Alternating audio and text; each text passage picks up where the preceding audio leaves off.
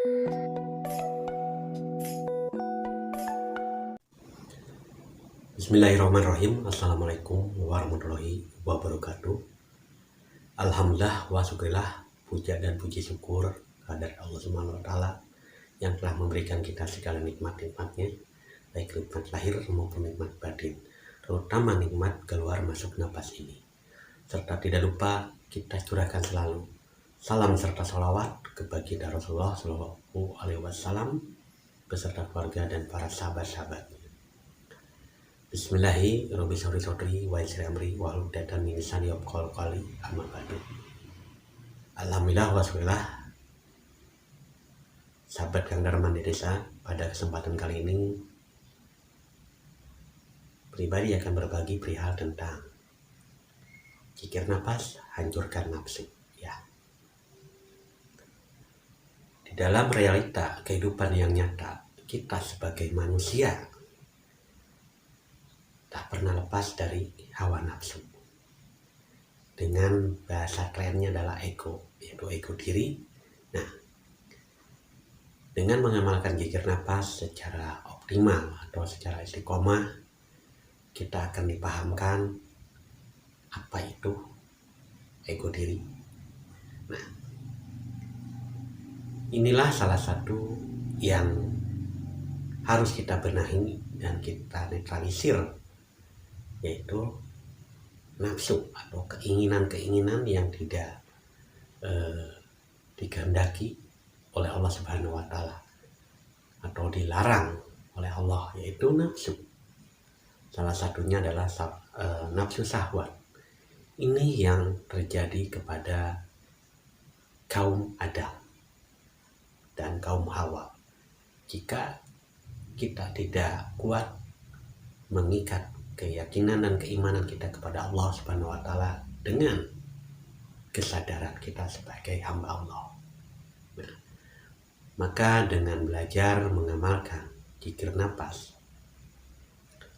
insya Allah perlahan kita akan dipahamkan dan dinetralkan dari nafsu atau ego diri, karena ketika kita sudah optimal mengamalkan zikir nafas ini, saya yakin dan percaya akan dibimbing oleh Allah Subhanahu wa taala ketika kita melakukan kesalahan, ketika kita melanggar yang tidak dikehendaki dan diridhoi oleh Allah dalam satu perbuatan, pasti kita akan sadar. Nah, maka dengan kesadaran inilah kita harus bangkit sebagai makhluk Allah yang dimuliakan di muka bumi ini. Maka dengan belajar zikir nafas, seakan-akan hidup ini ya lebih hidup, karena nafas inilah sebagai amanah, sebagai pemberian dari Allah Subhanahu wa taala. Maka dengan berzikir nafas, kita akan senantiasa menyadari dan sadar bahwa hidup ini adalah milik Allah Subhanahu wa taala. Ya. Sahabat Kang Darman di desa, jika kita mengamalkan zikir nafas bertujuan hanya untuk lurus kepada Allah dan menyaksikan Allah secara perjalanan rohani, insya Allah tidak akan tergelincir di dalam perjalanan rohani dan di dalam perjalanan kehidupan yang nyata. Karena kita sadar sejatinya diri kita itu adalah jiwa, dan jiwa inilah yang selalu menyaksikan gerak dan gerik jasad sebagai sarana untuk beribadah secara syariatiyah. Sahabat Kang Darman Indonesia, bukan mengagungkan suatu metode, yaitu metode zikir nafas. Memang banyak metode-metode lain untuk mengaktifkan kesadaran dan menyaksikan Allah Subhanahu wa taala. Namun metode zikir nafas adalah suatu cara yang sangat simpel untuk mengaktifkan kesadaran kita atau mengenal jiwa. Nah, dengan keistiqomahan kita dan optimal dalam mengamalkan zikir nafas, tentu yang harus kita sadari pertama adalah nafsu, ego diri. Karena ini adalah salah satu penghalang untuk sampai dan menyaksikan Allah, serta si nafsu ini kadangkala mengajak kita bermalas-malas. Nah, biarlah mati ini urusan Allah, antara halal dan haram, masuk surga dan neraka, itu urusan Allah, itu benar, tapi harus kita netralisir sebelum terjadi. Kita ini diciptakan untuk beribadah, kita ini diciptakan untuk bersaksi kepada Allah Subhanahu wa Ta'ala.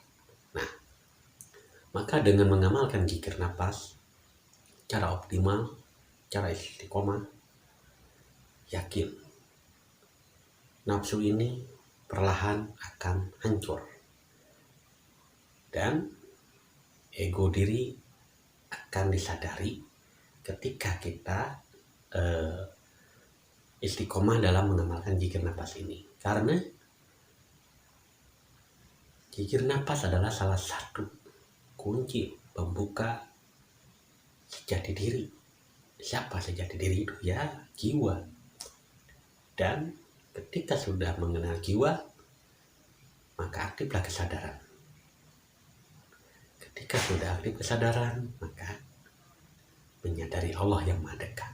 Nah, disinilah ketika mengamalkan zikir nafas, maka tiada ego diri lagi atau nafsu yang tidak diinginkan dan tidak diridhoi oleh Allah Subhanahu wa Ta'ala, atau nafsu yang merugikan diri sendiri. Namun ketika kita optimal dalam mengamalkan zikir nafas, insya Allah si nafsu itu akan disaksikan juga, akan disadari itu, karena jiwa ini sudah aktif kesadarannya. Nah, disinilah perlunya kita belajar ketuhanan yang begitu simpel dan logika serta nyata di dalam kehidupan. Karena di dalam belajar ketuhanan itu bukan hanya sekedar teori ataupun tebalnya kitab, tapi teori atau pengetahuan ini ketika kita berjalan atau kita berlaku atau melakukan atau melakoni, insya Allah di situ akan dipahamkan tentang ilmu ketuhanan. Karena ilmu ketuhanan itu harus tidak katanya, tapi kita nyemplung mengalami dulu. Nah, dengan perjalanan rohania inilah yang dilandasi dengan metode zikir nafas. Karena nafas inilah salah satu sarana yang terdekat dan yang tercepat untuk menyaksikan Allah. Nah, dan untuk mengenal siapa diri kita sebenarnya, yaitu jiwa yang aktif kesadarannya, yang selalu menyadari Allah yang Maha Dekat. Maka ketika kita emang benar-benar mengamalkan zikir nafas secara ridho lillah, berserah diri, maka Allah akan pahamkan ilmu ketuhanan kepada sang pengamal zikir nafas itu. Maka niatkan lurus kepada Allah di dalam mengamalkan zikir nafas ini, bukan untuk hal-hal selain daripada Allah.